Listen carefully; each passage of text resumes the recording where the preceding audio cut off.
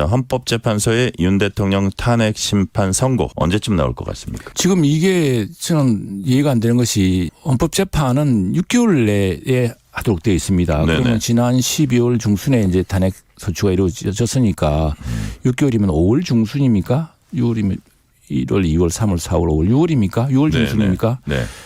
그 시간까지 이게 헌법재판이라는 거 대통령 직무 정지됐습니다.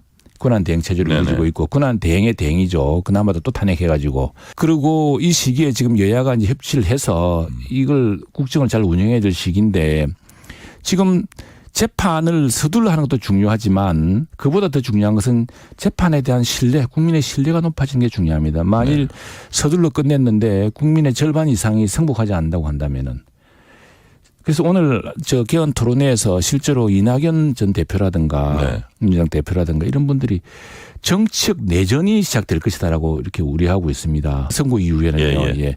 지금처럼 서둘러서는. 그래서 이 적법 절차에 따라서 이 헌법재판이라는 것은 최고재판기구인 만큼 국민들에게 이 쟁점이 무엇이다. 그리고 이 쟁점에 대해서는 당사자들끼리 어떤 주장을 하고 있고 이걸 설득해 나가는 과정이라고 생각합니다. 그런데 무엇에 쫓기듯이 왜 3월 중순에 끝낸다고 시점을 잡는다는 이해가 안 되고요.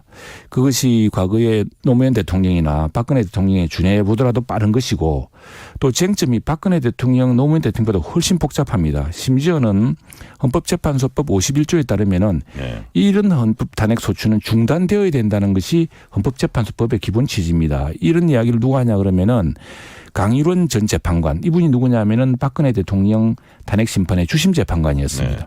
이분이 이 사안이 훨씬 다른 사안이기 때문에 더구나 당시 박근혜 대통령이나 노무현 대통령은 다른 재판을 받고 있지 않았습니다. 왜냐하면 현직 대통령은 형사소추를 당하지 않기 때문에.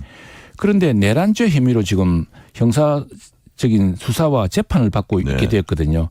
그리 되면 헌법재판소법에서는 재판을 중단하게 되어 있습니다. 이 법리적인 문제인데 여러 법리적인 문제가 얽혀 있습니다. 그렇다고 한다면은 헌법재판관들이 이게 국민들에게 충분히 납득할 수 있도록 시간에 쫓기지 말고 국민들이 수긍할 수 있는 근데 그럴수록 자꾸 무엇인가 결론을 조급하게 다음 주다 그다음 주다 그러니까 국민들의 지금 절반가량이 왜 이렇게 서두르냐 미리 각본 짜고 하는 거 아니냐 이런 오해가 있기 때문에 그래서 저는 뭐 지금 4월도 좋고 5월도 좋고 이 시기 동안 국회는 여야정 협의체를 통해서 함께 협력을 하고 권한대행은 다시 한덕수 권한대행을 복귀시켜서 부총리는 경제에 집중하도록 하고 권한대행이 한미 그 관계라든가까지 다 해서 안정화시키면서 국민들이 탄핵 결정에 따른 후폭풍이 없도록 그걸 좀 충분하게 논의하는 게 중요하다. 그렇게 지금 보고 계신 거네요. 이게 기각 인용 방향 못지않게 그 결정을 하는 과정의 적법 절차를 지키고 사람들이 충분히 수긍할 수 있는 논점이 생기고 한다는 거. 이게 사람들이 볼 때 왜 이게 탄핵 소추 대상이냐.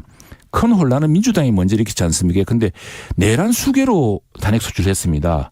근데 헌법재판소는 내란죄를 다투는 기관이 아닙니다. 내란죄라는 것은 3심 재판을 거쳐야 되는 거거든요.